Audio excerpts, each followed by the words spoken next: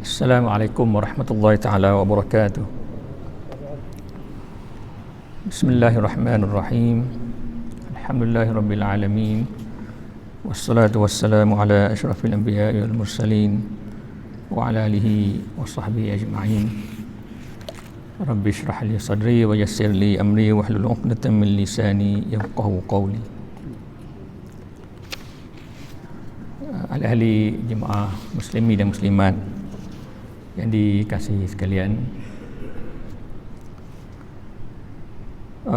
perjalanan hidup manusia ini dia tidak berhenti di atas dunia ini sahaja.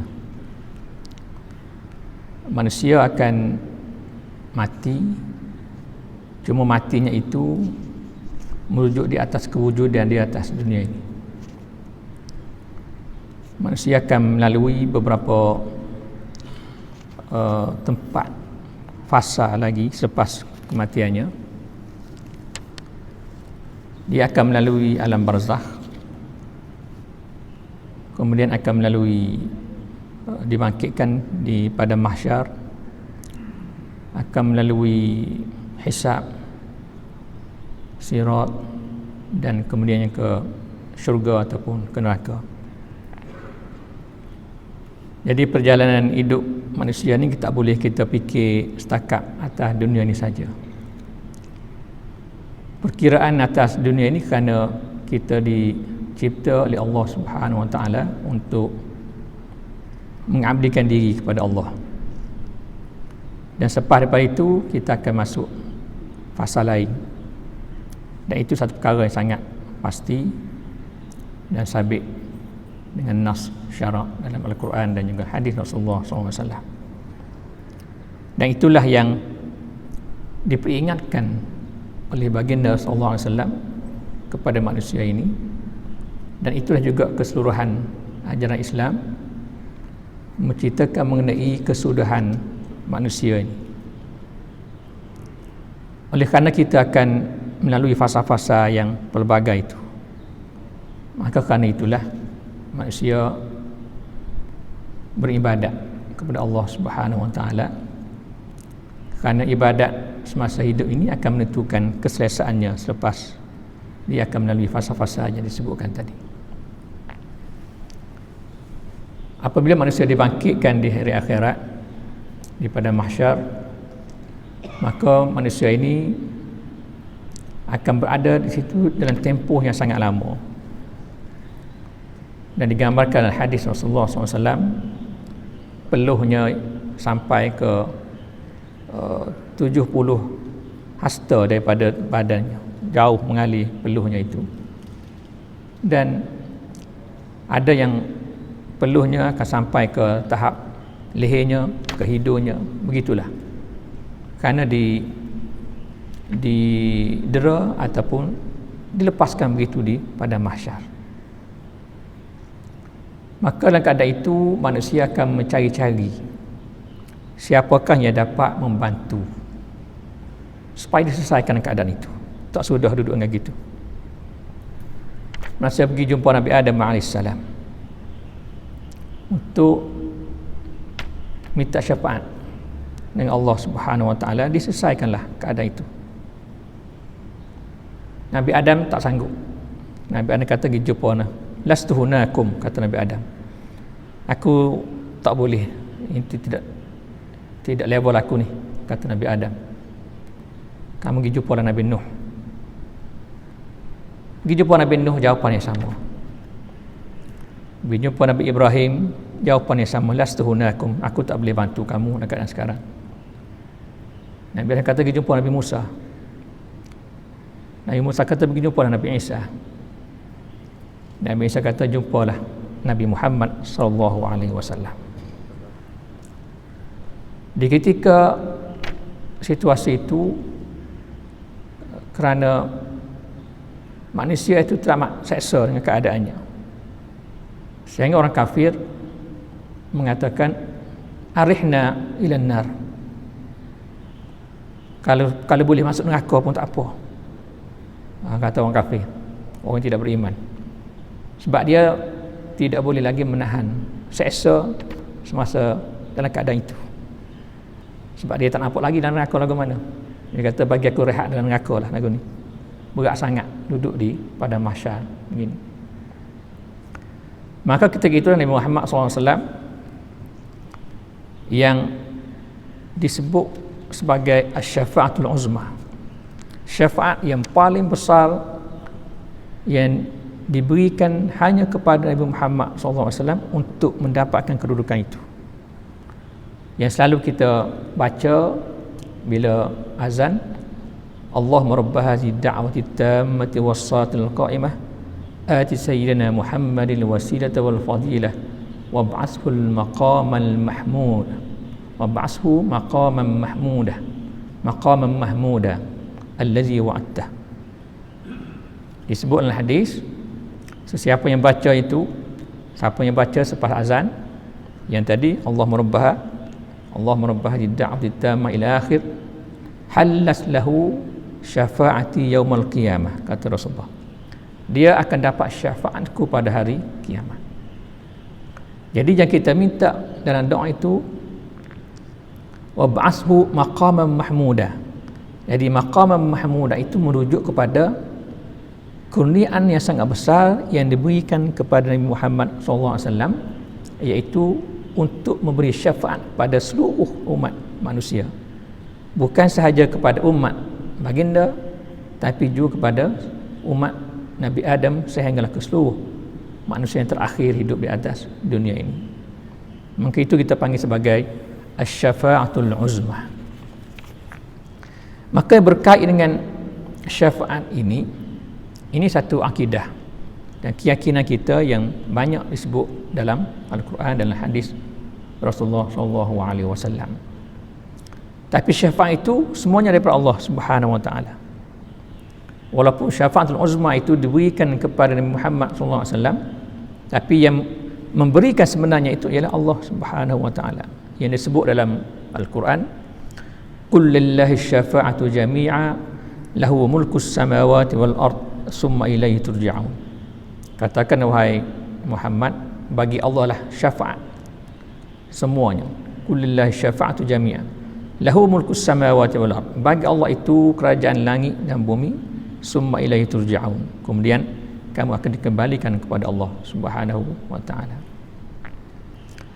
Oleh kerana syafaat itu sangat besar kedudukannya dalam agama ini, maka siap daripada kita akan meng-aim untuk dapat syafaat itu, untuk dapat syafaat daripada Nabi Muhammad SAW.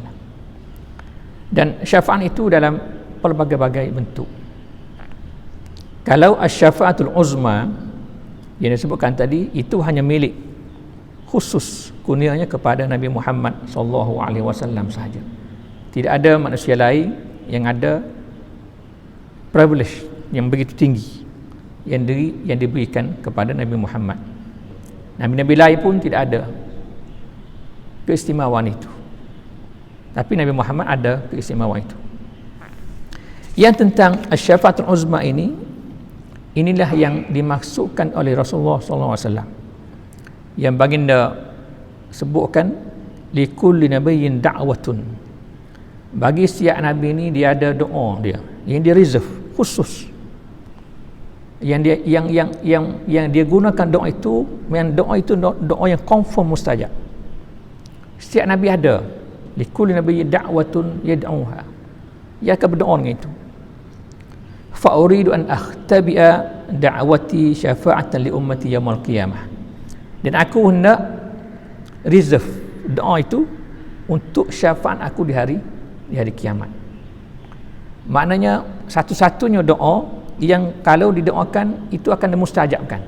Setiap nabi ada keistimewaan itu. Lalu Nabi Muhammad, aku nak reserve-nya itu, tak nak guna atas dunia ni, tapi aku nak guna waktu tu masa hari akhirat, iaitu untuk syafaat aku bagi umat aku di hari akhirat. Maka itulah sifat kasih Nabi dan prihatinnya Nabi Muhammad kepada umatnya. Dia bukan saja berfikir tentang urusan manusia atas dunia ini, umatnya atas dunia ini, tapi dia dah fikir untuk hari akhirat, apa yang dia perlu lakukan untuk menyelamatkan umat ini daripada azab neraka. Ini kedudukan asy-syafa'atul uzma yang hanya diberikan kepada Nabi Muhammad SAW, yang disebut dalam ayat Al-Quran, wa minal laili fatahajjad bihi nafilatan laka asa yab'atsaka rabbuka maqaman mahmuda. Wa minal laili fatahajjad bihi, dan sebahagian daripada malam itu fatahajjad bihi, hendaklah kamu bertahajud, bangun malam. Asa nafilatan laka asa yab'atsaka rabbuka maqaman mahmuda. Mudah-mudahan nafilatan laka, iaitu satu perkara yang ditentukan kepada kamu, asa an yab'atsaka rabbuka maqaman mahmuda, mudah-mudahan Allah akan bangkitkan kamu maqaman mahmuda. Di maqaman mahmuda itulah yang dimaksudkan dengan syafaat al-uzma tadi. Kita boleh bayangkan dalam situasi begitu, yang begitu kritikal suasananya dan tempoh yang lama, bukan sekejap, bukan sehari dua. Marilah Nabi Muhammad untuk bantu umatnya selesaikan. Yang ke syurga, yang ke neraka, selesaikan keadaan itu. Dan syafaat itu, selain daripada syafaat al-uzma ini, ada beberapa kategori syafaat yang sebahagiannya hanya khusus kepada Nabi Muhammad SAW, dan yang lain-lain itu juga diberikan kepada orang-orang salih, orang-orang siddiqin, kepada para malaikat diberikan privilege untuk bagi syafaat itu. Tapi yang asy-syafa'atul uzma hanya kepada Nabi Muhammad SAW. Ada satu lagi kategori syafaat yang juga diberikan kepada Nabi Muhammad, iaitu syafaat untuk masuk syurga tanpa hisab. Ini juga diberikan kepada Nabi Muhammad SAW. Mana-mana ahli syurga, dia ada syafaat dia. Jadi syafaat ahli syurga untuk masuk syurga tanpa dihisab oleh Allah Subhanahu wa taala. Yang tentang hisab ini disebutkan dalam hadis yang banyak. Antara hadis yang menyebut tentang hisab ini, pada hari kiamat akan ada 70,000 orang yang akan masuk syurga tanpa hisab. 70,000. Kemudian ulama ada bincang, adakah 70,000 ini fix dengan nombor 70,000 itu, ataupun ada bilangan lain lagi yang diconsider, yang boleh masuk senarai masuk syurga tanpa hisab. Jadi ulama ada berbincang, ada membuat kajian. Jadi ada ulama yang mengatakan memang fix 70,000, tak lebih dah. Dan ada ulama yang mengatakan dia sebenarnya satu gambaran taksir, membanyakkan, nak bagi maknanya akan ada satu jumlah yang sangat ramai yang akan masuk syurga tanpa hisab. Dan ini juga syafaat dari Muhammad SAW. Kalau dalam hadis yang lain ada disebutkan tentang yang 70,000 itu akan masuk syurga, dan Nabi sebut setiap 1,000 daripada 70,000 itu ada 70,000 lagi. Maknanya 70,000, every 1,000 itu ada 70,000 lagi yang akan masuk syurga tanpa hisab. Jadi kita kalilah berapa juta tu. Kemudian disebut di akhir hadis, ada disebut tentang ada salah satu hasayatin, ada 3 hasayat yang Tuhan akan masukkan dalam syurga tanpa hisab. Jadi jumlah tu makin ramai. Hasayat, kalau kita dalam bahasa kita yang mudah, kalau kita ambil dengan tangan kita ini, kita ambil gandum, kita ambil beras, kita tak tahu bilangan dia berapa. Kita ambil pasir, kita genggam, kita tak tahu bilangan berapa. Jadi 3 genggaman dibandingkan begitu akan dimasukkan dalam syurga tanpa hisab, dan jumlah itu tak diketahui. Mana ada 70,000 masuk syurga tanpa hisab, kali 1,000, every 1,000 tu kali 70,000, kemudian ada 3 hasayat tadi akan masuk syurga tanpa hisab. Ini juga syafaat daripada Nabi Muhammad SAW. Jadi kita aim untuk itulah, aim untuk dapat syurga tanpa hisab. Kemudian yang ketiga, privilege yang diberikan kepada Nabi Muhammad juga tentang syafaat ini ialah syafaat Nabi Muhammad kepada bapa saudaranya Abu Talib, diringankan azabnya di dalam neraka. Yang disebut dalam hadis, diringankan azab itu, dan azab neraka itu disebut dahdahim minan nar. Dahdahim minan nar ini neraka itu sampai di pekakinya, buku lalinya setakat tu je, tapi sudah cukup untuk menggelegakkan otaknya. Jadi itulah 3 syafaat yang diberikan kepada Nabi Muhammad SAW yang khusus kepada Nabi Muhammad. Yang pertama syafaatul uzma, yang kedua masuk syurga tanpa hisab, dan yang ketiga diringankan azab kepada bapa saudaranya Abu Talib. Kita tahu Abu Talib ini banyak membantu Rasulullah SAW, dan Rasulullah sangat mengimpikan supaya sangat bercita-cita kalau Abu Talib ini masuk Islam. Tapi tak masuk Islam sampai matinya memilih untuk tidak menerima Islam. Iaitu yang turun ayat innaka la tahdi man ahbabta wa innallaha yahdi man yasha. Engkau wahai Muhammad tidak memberi hidayah kepada orang yang kamu suka. Walakinnallaha yahdi man yasha. Tetapi Allah lah yang akan memberi hidayah kepada siapa yang dia kehendaki. Turun ayat itu merujuk kepada Abu Talib, yang mana dia tak masuk Islam sampai akhir hayatnya. Tapi Rasulullah sangat nak Abu Talib masuk Islam, kerana Rasulullah ni banyak dibantu dalam dakwah dia, banyak dibantu oleh Abu Talib. Jaga masa dia budak lagi, kemudian bawa pergi jalan ke Syam, dan sampai mempertahankan Rasulullah daripada gangguan kaum musyrikin di Mekah. Jadi sampai tahap itu Abu Talib menjaga Nabi Muhammad SAW, tapi hidayahnya tidak ada. Dan Rasulullah sangat sedih dengan keadaan itu, dan turunlah ayat innaka la tahdi man ahbabta. Kamu tidak memberi hidayah kepada orang yang kamu kasihi. Allah yang bagi hidayah. Sebab itu kita dalam berusaha untuk bawa kebaikan kepada manusia ini, untuk kita berdakwah kepada manusia ataupun bagi nasihat agama, wasiat keagamaan kepada manusia lain, kita jangan fikir kita yang bagi hidayah itu. Kita buat kerja. Ad-dinun nasihah. Agama itu nasihat. Kita buat kerja nasihatkan orang itu, lakukan amar ma'ruf nahi munkar. Tapi yang bagi hidayah bukan kita. Itu Allah Subhanahu wa taala yang bagi hidayah kepada sesiapa yang dia kehendakinya. Itu 3 jenis syafaat. Ada di sana lagi syafaat lain. Syafaat orang yang ahli neraka daripada golongan orang beriman yang melakukan dosa. Orang beriman yang buat maksiat, dia ini akan dibalas dengan neraka di hari akhirat. Tapi ada syafaatnya dia tak masuk neraka, dia masuk dalam syurga. Itu satu jenis lagi syafaat. Ada syafaat orang dah masuk neraka, kemudian diberi syafaat keluar dari neraka, masuk dalam syurga. Ada syafaat diangkatkan derajat dalam syurga. Duduk dalam syurga dah, tapi naik maqam di sisi Allah Subhanahu wa taala, makin tinggi. Itu pun syafaat.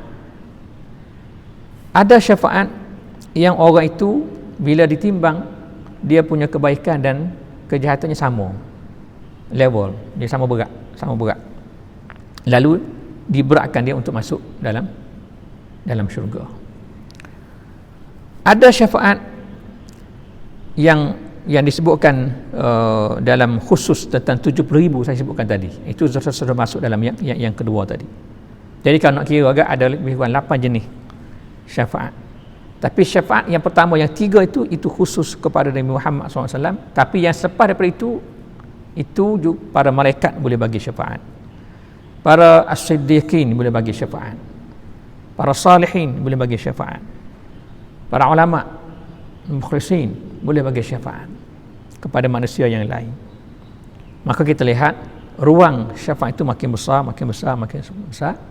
dan itulah yang dimaksudkan hadis dalam Al-Quran, wa rahmati wasi'at kulla syai'. Rahmat aku ini wasi'at kulla syai', meliputi semua perkara, sehingga manusia yang dulunya menjadi sepatut dicop sebagai ahli neraka pun boleh masuk dalam syurga. Orang yang duduk dalam syurga pun boleh diangkat lagi up levelnya lebih tinggi.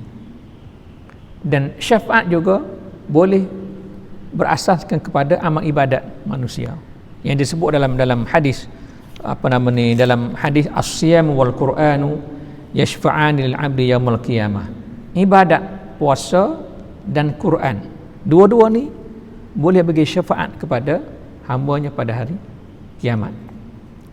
Pada hari puasa, pada hari kiamat, puasa ni berkata, puasa ni dia kata hamba ni ini dulu menahan dirinya daripada makan kerana aku, kerana puasa lah, kerana dia puasa menahan diri daripada makan, maka hari ni aku minta disyafaatkan hamba ini supaya masuk syurga. Quran akan berhujjah di hadapan Allah Subhanahu Wa Taala. Hamba ni dulu banyak habiskan masa, waktu malam pun bangun baca Quran, maka dia minta syafaat. Maka ini boleh memberi syafaat kepada tuannya, kepada orangnya yang membaca Al-Quran. Jadi untuk dapat syafaat ini sangat luas. Tapi walau bagaimanapun, jangan kita aim dapat syafaat begitu tanpa buat ibadat.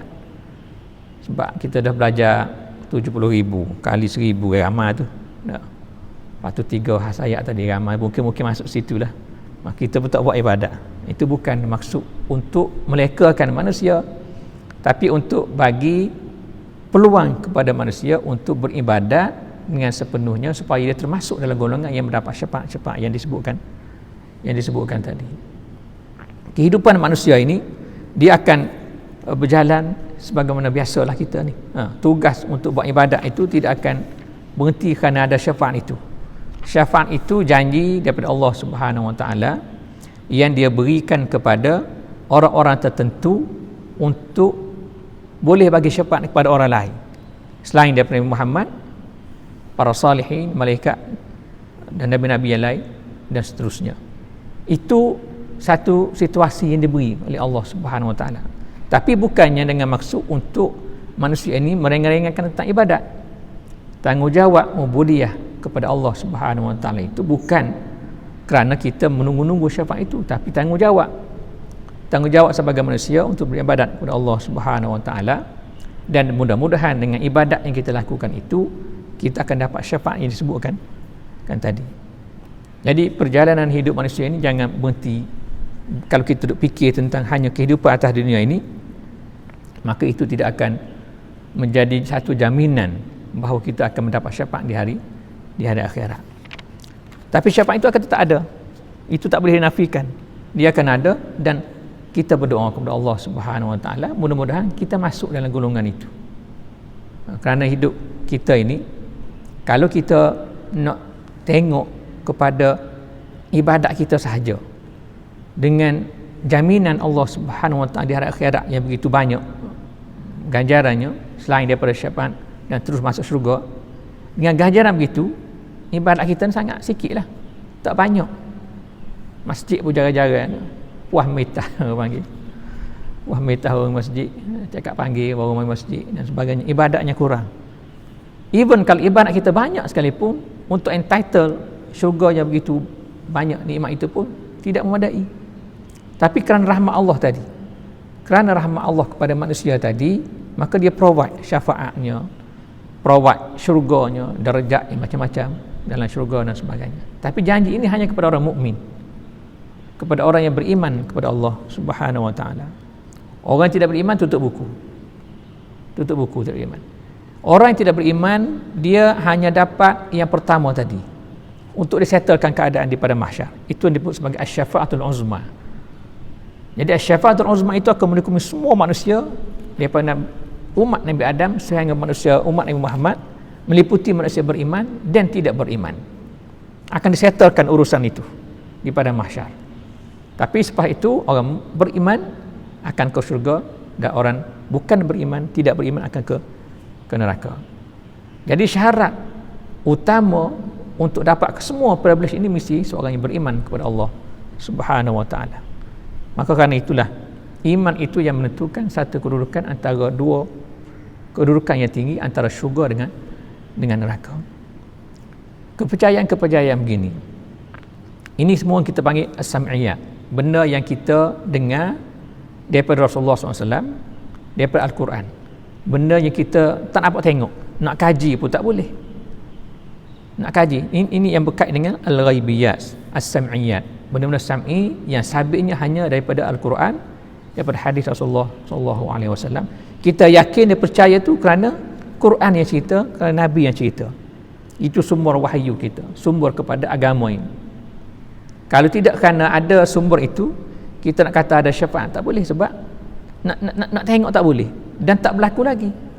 Tapi kerana sumber itu daripada Quran, daripada sunnah Nabi, maka kita yakin dan percaya, dan keyakinan itulah yang memandu manusia untuk hidup sebagai seorang hamba Allah di atas dunia ini.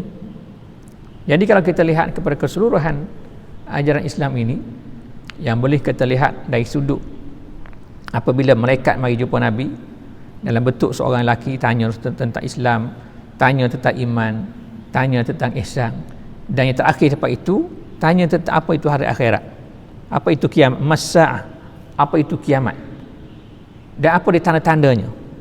Jadi 4 perkara itu yang menjadi benda besar dalam agama ini. Satu, syariat Islam. Yang kedua, iman, akidah. Yang ketiga, ihsan, tentang tasawuf, tentang akhlak, tentang cara kita beribadat kepada Allah Subhanahu Wa Taala dengan ikhlas. Kemudian tentang hari kiamat. Nah, termasuk hari kiamat itu hal yang kita bincang tentang syafaat tadi. Jadi keseluruhan agama itu akan memandu manusia ke arah untuk pergi semua ke arah hari akhirat.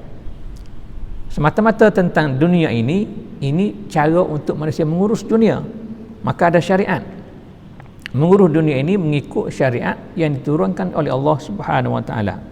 Maka disyariatkan pelbagai hukum hakam dalam agama ini, dari segi ibadatnya macam mana, munakahatnya macam mana, muamalatnya macam mana, kehakimannya macam mana, kehartaannya macam mana. Itu untuk menguruskan manusia di atas dunia ini, supaya perjalanan hidup manusia atas dunia ini menjadi teratur dan sempurna, berasaskan kepada syariat yang diturunkan oleh Allah Subhanahu Wa Taala. Jadi kita kena urus perkara itu. Kalau kita uruskan perkara ini, kita tak dapat melaksanakan tanggungjawab sebagai hamba Allah atas dunia ini. Jadi ada syariatnya. Karena itu ditanya kepada Rasulullah dalam hadis yang panjang, apa itu Islam? Jadi Rasulullah jawab tentang solatnya, zakatnya, puasanya, haji dan sebagainya. Itu Islam. Itu merujuk kepada syariat. Syariat ini untuk mengurus hidup manusia atas dunia ini. Kalau kita gagal menguruskan hal ini, maka kita gagal melaksanakan hamba Allah, tugas sebagai hamba Allah di atas dunia ini. Dan kita gagal kat situ, kita gagal di hari akhirat. Kemudian yang kedua, tentang akidah.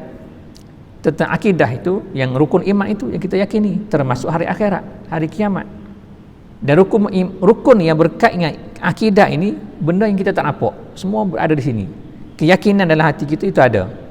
Dan keyakinan itu mari kerana apa? Kerana yang memberitahu itu adalah Rasulullah SAW. Yang memberitahu itu adalah Quran. Maka timbul rasa keyakinan. Maka kerana yakin itulah, yakin adanya hari akhirat, yakin tentang ada pembalasan, yakin adanya malaikat dan sebagainya. Keyakinan itulah yang menjadikan manusia menguruskan syariat atas dunia dengan baik. Sebab hanya semata-mata keyakinan dalam hati begitu, tak dijermukan dalam tindakan manusia, itu tidak mengurus keyakinan itu. Apa yang kita yakin perlu diurus. Kita yakin ada Allah, yakin Rasulullah, yakin kiamat dan sebagainya. Kita kena urus keyakinan itu. Macam mana urus? Syariat tadilah. Maka pelaksanaan hukum hakam itu kerana berasaskan kepada keyakinan itu.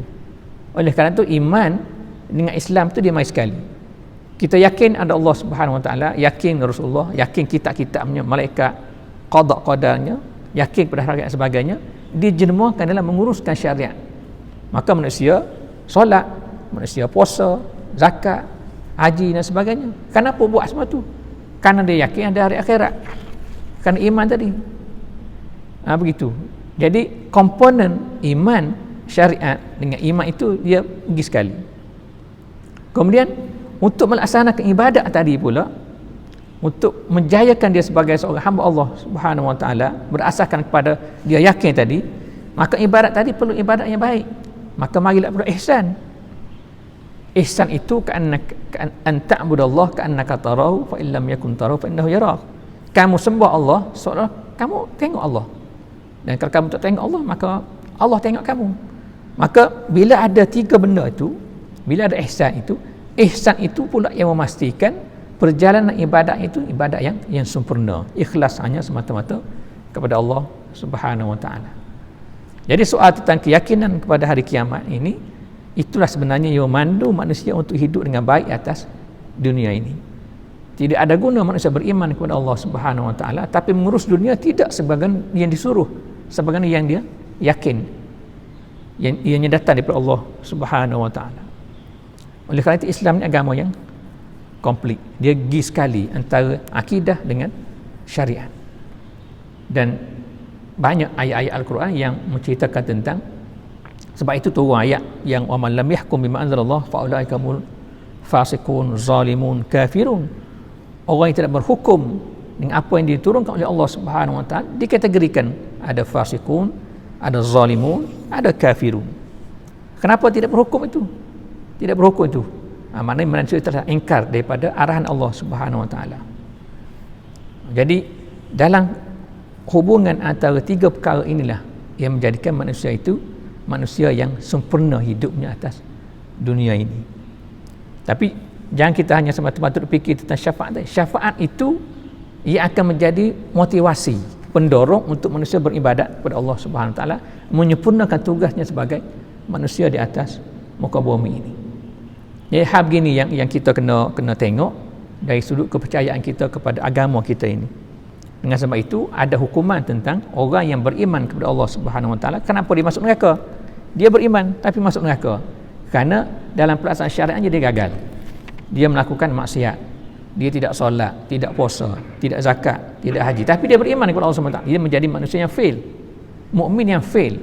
Mukmin yang fail dia derhaka kepada Allah Subhanahu wa taala, dia akan masuk neraka. Sebab sebagai satu pembalasan kepada manusia yang tidak mengikut arahan Allah Subhanahu wa taala. Tapi pada masa yang sama, mereka-mereka yang gagal dalam hidup sebagai hamba Allah ini ada lagi peluang satu lagi untuk dapat syafaat di hari akhirat. Ada lagi peluang sebelum dia mati dia bertaubat kepada Allah Subhanahu wa taala. Dia bertaubat, clear. Dia mati sebagai orang beriman akan terus masuk syurga.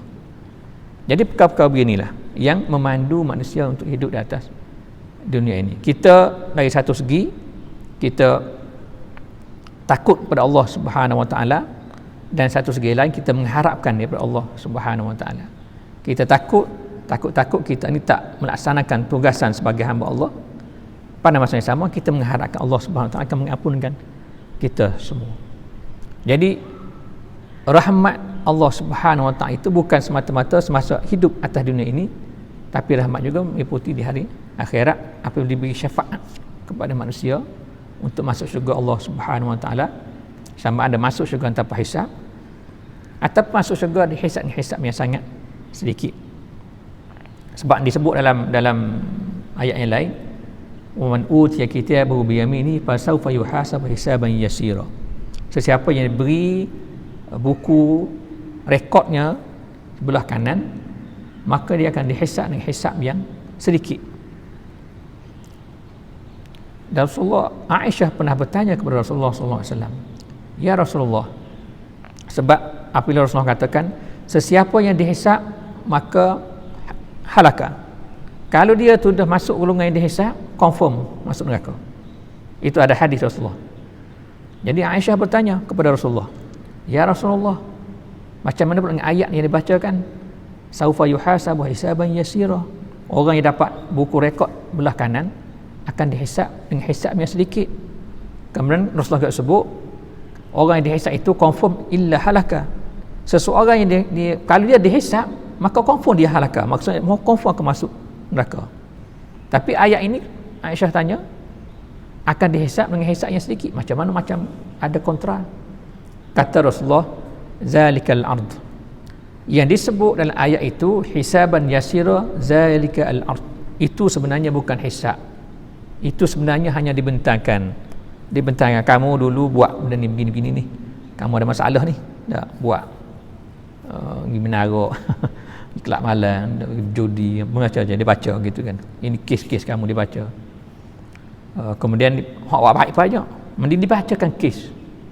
Dan dalam hadis ada disebut Allah mengatakan kepada manusia, dulu kamu di atas dunia ini melakukan dosa tapi aku tutupnya. Aku tak, maknanya orang yang tak tahu pun kamu buat dosa, ditutup aib kamu. Dan pada hari ini aku ampunkan dosa kamu itu pula. Maknanya kata zalikal ard, yang dimaksudkan hisaban yasira bukan hisab sebenarnya, tapi dia hanya dibentangkan amalannya. Kamu buat gini, hari ini aku ampun kau semua. Masuk syurga Allah Subhanahu wa taala. Ini rahmat Allah Subhanahu wa taala kepada manusia. Jadi hidup kita ini, balik kepada saya yang saya sebut dalam bulan lepas kuliah yang lalu tentang ar-raja' dengan al-khauf itu. Pengimangan antara berharap kepada Allah Subhanahu wa taala dan takut kepada Allah Subhanahu wa taala itu. Jadi privilege yang kita akan dapat di hari akhirat itu kita mengharapkan daripada Allah Subhanahu wa taala.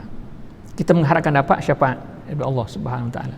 Tapi pada masa yang sama kita juga takut akan azab Allah Subhanahu wa taala.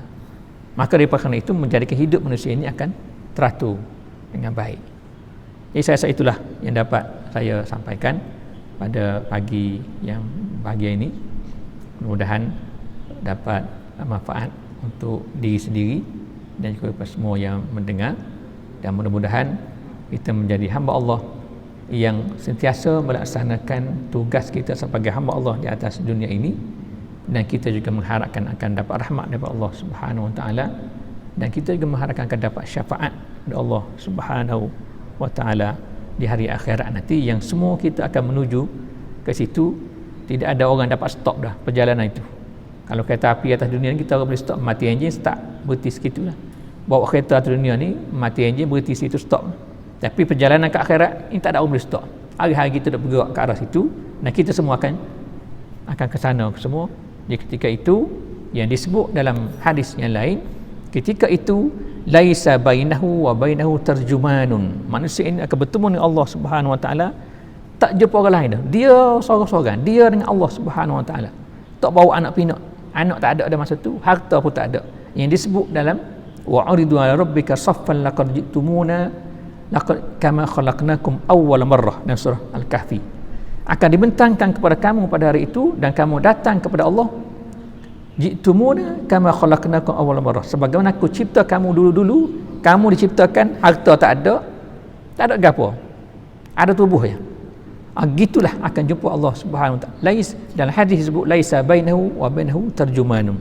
Tidak ada orang lain nak settle masalah dia dengan Allah Subhanahu wa taala pada hari itu. Kita akan ke situ semua tu. Lambat banget yalah. Tapi nak stop tak boleh dah. Jadi preparation itu kena ada sebelum kita sampai kepada hari berkenaan. Wabillahi taufiq wal hidayah. Wassalamualaikum warahmatullahi taala wabarakatuh.